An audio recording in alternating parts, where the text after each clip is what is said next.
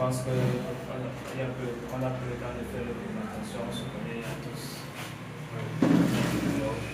Aujourd'hui, donc, je vais vous présenter l'un des deux projets que nous présentons aujourd'hui parce que la dernière séance, je n'ai pas pu être présent. Donc, on va commencer avec ce premier projet que j'intitule la création d'un laboratoire pharmaceutique au Cameroun. Penser l'indépendance pharmaceutique du Cameroun. Alors ici, c'est la question pour nous. En introduction, je vais essayer d'aborder la thématique de la création d'une entreprise pharmaceutiquement parlant au Cameroun. De voir un peu le contexte historique concernant la disponibilité des médicaments. Qu'est-ce qu'on fait exactement pour avoir tous ces médicaments qu'on a sur le terrain? D'où est-ce que ça vient? Comment est-ce qu'on en a arrivé là? Ensuite, on verra la raison du projet en général. On va le présenter, je vais essayer de vous présenter le plan de distribution de l'unité du laboratoire pharmaceutique que j'ai essayé de penser pour le Cameroun et également les détails d'investissement. Alors, avec production, il faudrait qu'on sache d'abord que d'après les statistiques de l'OMS, de l'Afrique en général, est le théâtre de beaucoup de morts subies. L'espérance de vie est très faible au Cameroun, en particulier en Afrique en général. Parce que nous n'avons pas la possibilité d'avoir accès à des médicaments un peu plus poussés pour pouvoir prendre soin de nous et tout ça. Donc du coup, l'OMS a prouvé que là où il y a le plus de taux de morbidité, c'est en Afrique. Et c'est vérifié parce que on n'a pas l'occasion là de pouvoir bien s'entretenir parce que la majorité des pays africains importent leurs produits pharmaceutiques. Il n'y a aucune entreprise réellement parlant. Certes, il y en a, de fabrication un peu moins ardue, mais qui ne satisfont pas vraiment les exigences du marché et n'arrivent pas à parler au problème des maladies qu'on peut rencontrer. Donc, du coup, au Cameroun, on n'a qu'une institution qui n'est pas vraiment un laboratoire, le SINAM. Le SINAM est une structure qui fait juste dans la réplique. Je ne sais pas si on se fait comprendre. C'est-à-dire quoi? On a un laboratoire spécialisé qui fait la formulation d'un médicament, un antibiotique par exemple. Il fait la formulation de cet antibiotique qui produit son principe actif. Et maintenant, il délivre un document au SINAM qui lui permet de répliquer ce produit-là sur l'étendue du territoire. Donc, il ne produit pas. Il ne produit absolument pas. Et le SINAM est limité à certains produits en particulier, notamment les antibiotiques, les solutés effervescents et ainsi de suite. Le reste là, donc vous allez voir sirop, vous allez voir antirétroviraux, vous allez voir le reste, c'est pas possible.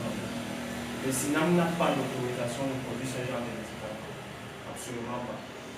Et ce serait même encore plus satisfaisant si le SINAM même était camerounais. Mais malheureusement, dès lors de sa création en 2010, en 2015, il a été racheté par un groupe turc, le groupe Kigali. Le groupe Kinami a racheté la structure et du coup, même le seul consortium qu'on pouvait prétendre avoir pour nos produits pharmaceutiques au Cameroun n'est plus le nôtre. Donc du coup, on est à zéro. Tout ce qu'on peut faire en achetant les médicaments, là, tout cet argent rentre dans les caisses turques. Donc, du coup, l'économie pharmaceutique. Contexte historique. Alors, j'ai dit ici, entre 2010 et 2023, la facture des importations camerounaises de produits pharmaceutiques est passée de 69,5 milliards à 100 de l'économie camerounaise. Donc, c'est un comité qui est installé au MINFI. C'est lui qui est chargé de faire ce genre de déclaration, ce genre de rapport, ce genre de rapport. Donc, en gros, cela correspond à une hausse de 139,7% du taux de taxation du PIB en général. Traduisant donc une forte dépendance du Cameroun aux produits pharmaceutiques étrangers, comme je rappelais précédemment. Donc, selon toujours cet institut, les échanges commerciaux entre le Cameroun et l'Union européenne en 2023, le pays a importé de l'Union européenne près de 4,2 tonnes de médicaments, y compris des produits vétérinaires. Même ça, on ne peut pas faire ça chez nous. Pourtant, on a en Afrique centrale, la seule institut qui forme les vétérinaires en Ngaoundéré, la seule université de Ngaoundéré pour former les seuls vétérinaires d'Afrique centrale. Mais on ne dispose pas d'un complexe capable de produire des médicaments pour qu'ils puissent exercer. Ça devient un peu bizarre.